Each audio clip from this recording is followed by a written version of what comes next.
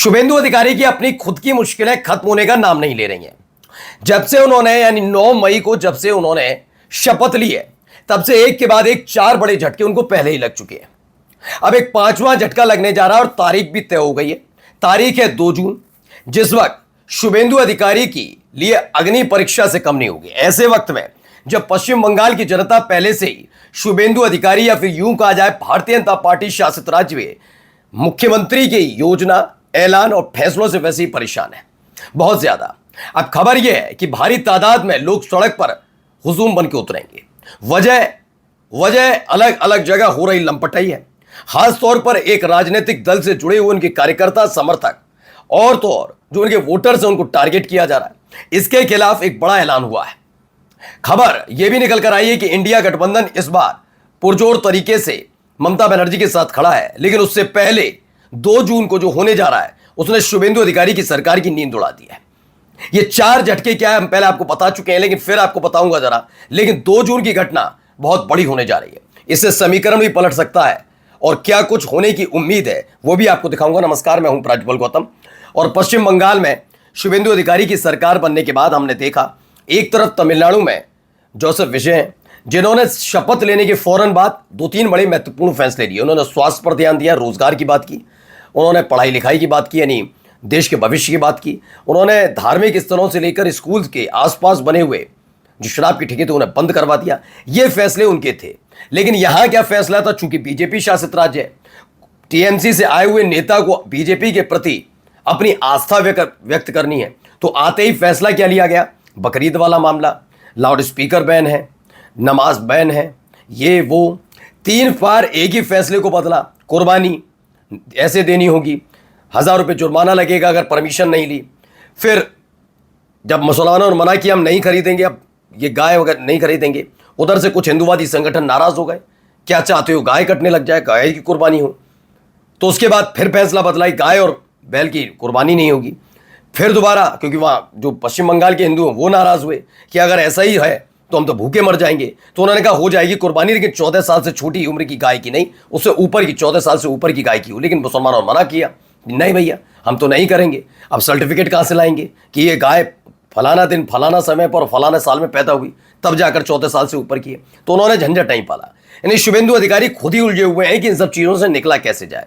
कहा भी जाता है जब आप स्वस्थ राजनीति करते हैं तो उसमें अड़चनें तो आ सकती हैं, लेकिन उसमें आप कंफ्यूज नहीं हो सकते। जैसे शुभेंदु अधिकारी हैं, कोर्ट से लगातार फटकार पड़ी रही है। पहले फटकार तो तभी पड़ गई थी कलकत्ता हाईकोर्ट से, जब ममता बनर्जी कलकत्ता हाईकोर्ट गई थी, काला कोट पहना था, दलीलें दी थी। उस सुनवाई के बाद कलकत्ता हाईकोर्ट ने कहा था शुभेंदु अधिकारी की पुलिस से कि जैसे ही पोस्टपोन हुआ और उसके बाद हिंसा हुई, उसकी वजह से कई लोग अपना घर मकान दुकान जो छोड़ कर गए, उन्हें वापस लाने की जिम्मेदारी शुभेंदु अधिकारी की पुलिस की और सुरक्षा देने की, पहला। दूसरा झटका हमने आपको बताया ही था, कलकत्ता हाई कोर्ट में जाकर जहांगीर खान वाला मामला आ गया, दूसरा बड़ा झटका लग गया था। फिर जो मुस्लिम बाहुल इलाका है वहां पर बुलडोजर भेज रहे थे, वहां पर कलकत्ता हाई कोर्ट ने रोक लगा दी। तो एक एक करके बड़े बड़े झटके लग चुके हैं। अब ये अब तक का सबसे बड़ा झटका माना जा रहा है। खबर क्या है, खबर यह है कि पश्चिम बंगाल की पूर्व मुख्यमंत्री और टीएमसी प्रमुख ममता बनर्जी 2 जून को चुनाव के बाद हुई हिंसा के खिलाफ विरोध प्रदर्शन करेंगी। अमूमन होता यह है कि तमाम राजनीतिक दल इसी बात में लगे रहते हैं कि ईवीएम गलत, एसआईआर की वजह से ममता बनर्जी वो अलग कोर्ट में देख रही हैं। लेकिन जो हिंसा हुई और हिंसा के बाद पश्चिम बंगाल की जनता परेशान है, आज भी परेशान है।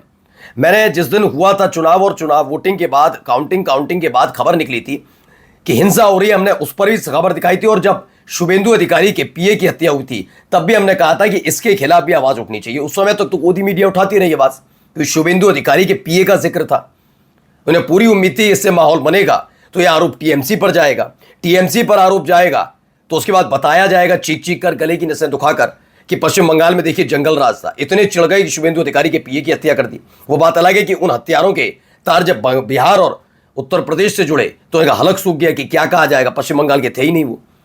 सोचिए, ये सारी चीजें खुली, जबकि टीएमसी के इतने नेताओं की जान इस पूरे 4 तारीख के बाद से लेकर 10 तारीख तक जा चुकी है। गोदी मीडिया के चेहरे माथे पर कोई शिकन नहीं, कोई राष्ट्रपति शासन की मांग नहीं, कोई उत्पात की बात नहीं। फिलहाल अब पश्चिम बंगाल की जनता कभी रेड़े ठेले वालों को, कभी किसी वजह से, कभी उत्पात करके जो किया जा रहा है उसको लेकर विरोध प्रदर्शन करने जा रही है। फिलहाल कहा जा रहा है कि पुलिस की अनुमति का इंतजार है। मुझे जहां तक उम्मीद है कि पुलिस ऐसी कोई भी अनुमति देने से बचेगी ऑल इंडिया तृणमूल कांग्रेस को, क्योंकि वो पहले से ही जनता के गुस्से का शिकार हो रहे हैं। जनता नाराज चल रही है, अलग अलग जगह से खबर आ रही है। अब इन सब के बीच एक और खबर है, पहले बयान सुनिए क्या कह रही है ममता बनर्जी। आज हम लोगों पर अत्याचार चल रहा है, हमारे वर्कर को हर रोज अरेस्ट कर रहा है, हमारा इलेक्टेड बॉडी को फंक्शन नहीं करने दे रहा है। अगर आप गट से जीतता, हिम्मत से जीतता, तो आप इतना अत्याचार नहीं करते, आप इतना जुल्म नहीं करते, आप जनता के लिए काम करते। लेकिन आप काम नहीं कर रहा है, आप जनता के साथ दुश्मनी कर रहा है। और इसी के लिए हम लोग इंडियन अलायंस एक साथ में हम फर्स्ट वीक ऑफ जून में बैठने का कोशिश करेंगे। तो ये ऐलान किया गया, लेकिन 6 जून की खबर निकल कर आ रही है। 6 जून को इंडिया गठबंधन की एक बैठक होगी।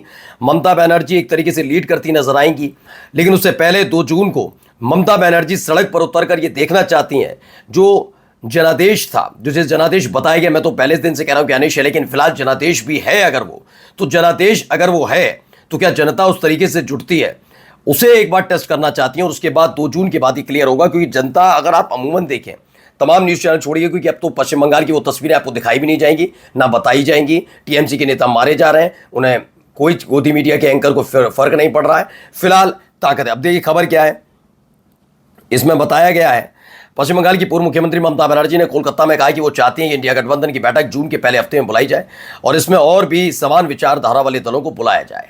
ये क्लियर किया जा रहा है कि दरअसल इंडिया गठबंधन जब ये बना था तब तेजस्वी यादव और नीतीश कुमार ने इसकी शुरुआत की थी, फिर तमाम राजनीतिक दल इसमें जुड़े थे।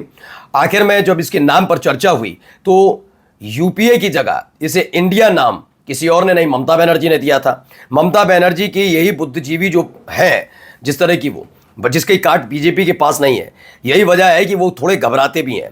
याद होगा आपको, एक तमाशाई शब्द का इस्तेमाल करूंगा, क्योंकि उसके बाद जब आप हवा में वो बातें उड़ा दें और उसके बारे में कोई सवाल भी ना करे तो तमाशा ही होगा। इंडिया गठबंधन जब नाम रखा था विपक्षी गठबंधन ने अपने नाम, जो ममता बनर्जी ने दिया था इंडिया गठबंधन, तो इन्होंने prime minister of India, president of India की जगह क्या कहना शुरू कर दिया, 1-2 जगह तो बोर्ड लगा दिए, प्राइम मिनिस्टर ऑफ भारत। हाँ, नरेंद्र मोदी साहब का देखो, हम तो भारत कहेंगे, भारत कहें, क्यों इतनी चिड़न होने लगी अपने ही देश के नाम से। उसमें ये फंस गए थे। शुरुआत में लगा कि इससे गेन मिलेगा, जैसे ऑपरेशन सिंदूर के वक्त था कि घर घर सिंदूर बांटेंगे। इस पर इतना ज्यादा नाराज हुई थी जनता, खासकर महिलाएं। इन्होंने कहा हमने ऐसा कोई ऐलान नहीं किया, जबकि उनके प्रवक्ता नेशनल चैनल में बोल रहे थे हम सिंदूर, घर घर सिंदूर अभियान शुरू करने जा रहे हैं। ऐसे इंडिया गठबंधन को लेकर बोल रहे थे। जनता नाराज हो गई कि इंडिया कम से कम देश का नाम तो है, आप कैसे उसके साथ बदसलूकी कर सकते हैं। हालत खराब, आज कोई लिखता भी नहीं है, आज भी वो अपने आप को प्राइम मिनिस्टर ऑफ इंडिया लिखते हैं। तो फिलहाल 26 जून को एक बड़ी बैठक होने जा रही है।